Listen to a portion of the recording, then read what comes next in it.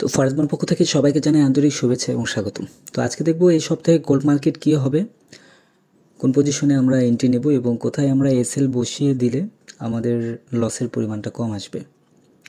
তো অ্যাভারেজে মার্কেট দেখুন, আমরা দেখতে পাচ্ছি মার্কেট অ্যাভারেজে মার্কেট আপে যাচ্ছে। এখানে একটা ট্রেন্ড তৈরি করেছিল। অবশ্যই ভিডিওটি মনোযোগ সহকারে শুনবেন এবং বোঝার চেষ্টা করবেন, তাহলে আশা করছি খুব ভালো একটা অ্যামাউন্ট প্রফিট করতে পারবেন এই সপ্তাহে। তো এখানে দেখুন মার্কেটে একটা ট্রেন্ড ছিল, সেই ট্রেন্ডটা এখান থেকে ডাউন হয়েছিল, ট্রেন্ডটা থাকেনি এবং এই পজিশনে এসে মার্কেট একটা সাইডওয়ে ছিল এবং এখান থেকে আবারও একটা ট্রেন্ড ধরেছিল এবং এখানে এসে মার্কেট কিছুটা সাইডওয়ে ছিল। আবার এখান থেকে দেখা যায় 4 আওয়ার অনুযায়ী লম্বা কিন্তু একটা ট্রেন্ড ছিল একদম, এবং এই ট্রেন্ডটা এখানে এসে মার্কেট কিছুটা সাইডওয়ে অবস্থার মধ্যে আছে। তো সব কিছু মিলিয়ে মার্কেট যদি দেখা যায় অ্যাভারেজ যদি করা হয়, সেই ক্ষেত্রে মার্কেট ফুল আপ ট্রেনে মার্কেট আছে। তো এই মার্কেট আপ ট্রেনেই আছে এবং আপ ট্রেনেই থাকবে, আপ ট্রেনেই মার্কেট যাবে। দেখুন একদম সেমভাবে মার্কেট আপ ট্রেনে আছে।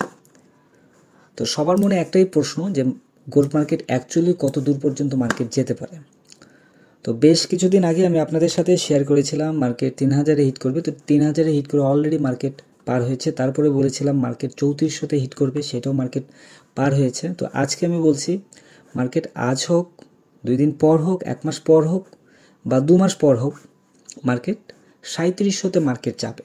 এটা আজকে খুব সুন্দর করে লিখে রাখুন, 3700-তে মার্কেট যাবে শিওর, একদম 100% শিওর দিয়ে বলতে পারি। তবে মার্কেট কতদূর নিচে এসে কারেকশন করে মার্কেট আপে যাবে এটা বোঝাটা এই মুহূর্তে সম্ভব হচ্ছে না। মোটামুটি আরও 2-1 সপ্তাহ গেলে তখন বোঝা যাবে যে মার্কেট কতদূর পর্যন্ত এসে দেন মার্কেট আপ হবে।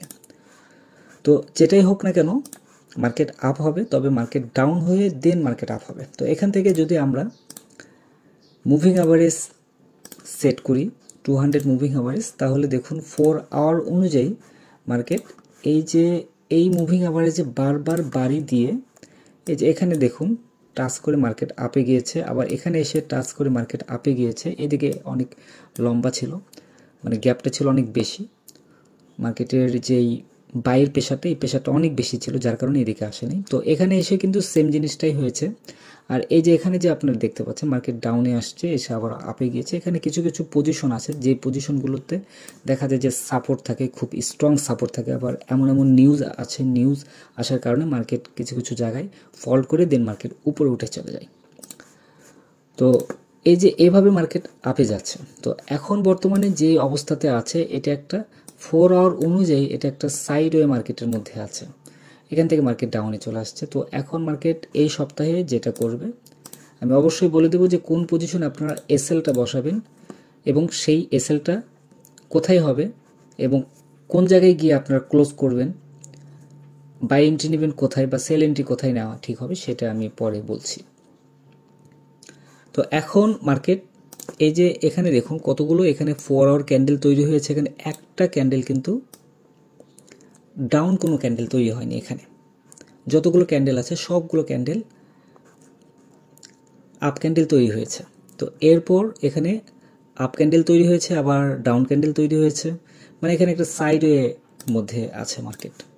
তো বর্তমানে এই সপ্তাহে মার্কেট যেটা করবে সেটা হচ্ছে এই মুভিং অ্যাভারেজ অনুযায়ী, মুভিং অ্যাভারেজ নিয়ে আমি বেশ কিছু আলোচনা করেছি আপনাদের সাথে। তো সেই ভিডিওগুলো দেখলে হয়তো আপনারা ক্লিয়ার বুঝতে পারবেন। মুভিং অ্যাভারেজ এটা জাস্ট একটা সাপোর্ট বা রেজিস্ট্যান্সের উপর ভিত্তি করে মুভিং অ্যাভারেজটা অটোমেটিকলি তৈরি হয়ে থাকে। তো এখন এটা মার্কেট ওপেনিংয়ের দিনে মার্কেট ডাউনের দিকে আসবে। ডাউন এটা এখন কতদূর পর্যন্ত ডাউনে আসবে এই মুহূর্তে বলা যাচ্ছে না, তবে ডাউনের দিকে এসে মার্কেট আপের দিকে চলে যাবে, এরকমই একটা বোঝা যায়। তো যেহেতু এখানে কেন বোঝা যাচ্ছে এটা দেখুন, এখানে আমি 1 আওয়ারে যদি ধরি, এই 1 আওয়ারে মার্কেটে এখানে ফুল একটা মুভিং অ্যাভারেজ স্ট্র্যাটেজি অনুযায়ী এখানে সম্পূর্ণই ফল্ট অবস্থার মধ্যে আছে। কারণ এখানে খেয়াল করে দেখুন এখানে কিন্তু খুব একটা মানে ভালো পজিশনে মার্কেট নেই।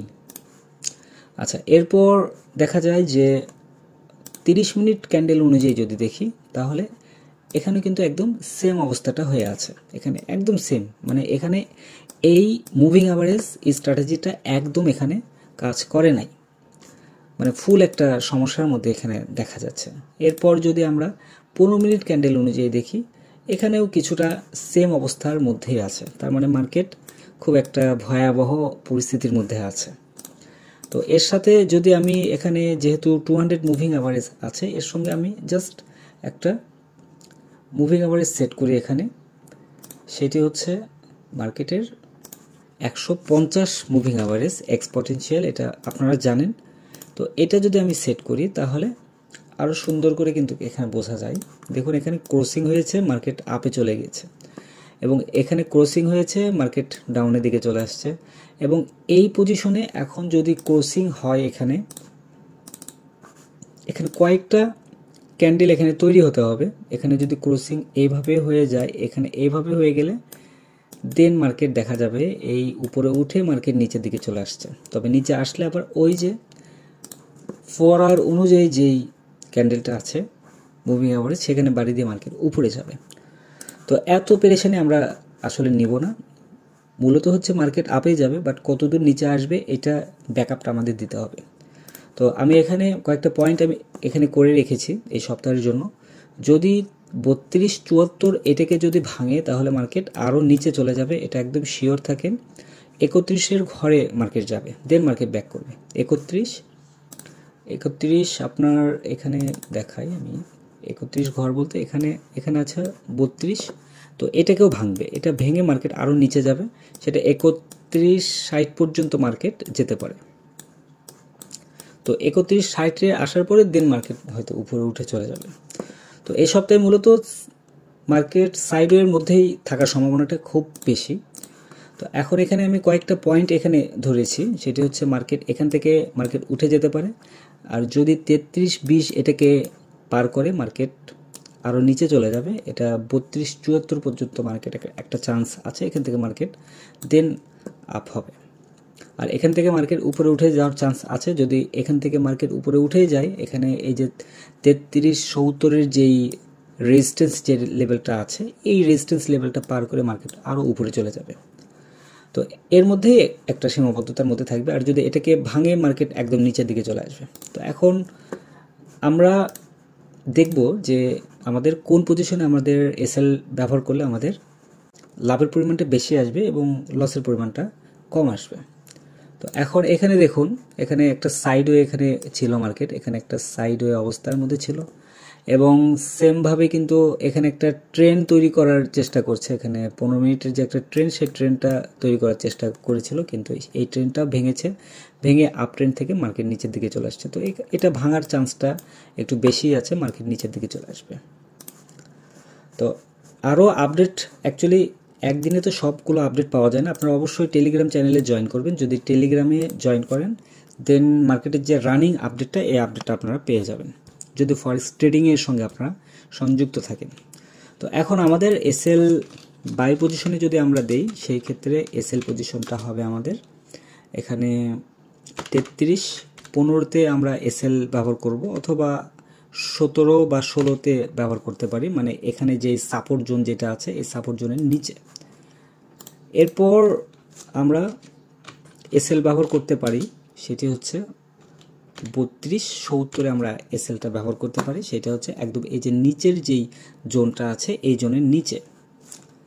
আচ্ছা, এরপর আমরা যদি সেল এন্ট্রির ক্ষেত্রে যদি হয়, সেই ক্ষেত্রে আমরা এসএল ব্যবহার করব অবশ্যই 33-72, এটাকে সেল এন্ট্রির ক্ষেত্রে হবে। আর একটি এসএল হবে, সেটি হচ্ছে 33-99 হতে পারে, অথবা 34 হতে পারে, একটু রিস্ক ফ্রি থাকা যায় 34 ফুল। হ্যাঁ, মোটামুটি এই। আর অবশ্যই এখানে আপনারা যখন ট্রেডগুলো নেবেন, হয়তো এখন মার্কেট যখন ওপেন হবে, মানে আজকের দিনে মার্কেট যখন ওপেন হবে, ওপেনিংয়ের দিনেই এখানে বাই এন্ট্রি নিতে পারেন। বাই এন্ট্রি নিয়ে এখানে আপনার 33-16-তে এসএল বসিয়ে দিতে পারেন। মার্কেট যদিও ওপেন হওয়ার সঙ্গে সঙ্গে একটু হয়তো ডাউনের দিকে আসবে, দেন মার্কেট আপে যাবে, এখানে দিতে পারেন। আর এটাকে যদি ক্লোজ করে মার্কেট আরও নিচে আসে, দেন এখানে আবারও বাই এন্ট্রি নিতে পারেন। তবে অবশ্যই এই এসএল এর কাছাকাছি যদি মার্কেট আসে, দেন আপনারা বাই এন্ট্রি নেবেন অথবা সেল এন্ট্রি নেবেন, মোটামুটি এই। আর এটা একদম শিওর থাকেন মার্কেট 3700-তে মার্কেট যাবে, ফুল 3700-তে মার্কেট যাবে। তো ধন্যবাদ সবাইকে ফরেক্স বাংলার সঙ্গে থাকার জন্য। আর ভিডিওটি যদি ভালো লেগে থাকে, অ্যানালাইসিস যদি ভালো লেগে থাকে, অবশ্যই কমেন্টের মধ্যে জানাবেন। আর টেলিগ্রাম চ্যানেলে জয়েন করতে ভুলবেন না আপডেট পাওয়ার জন্য।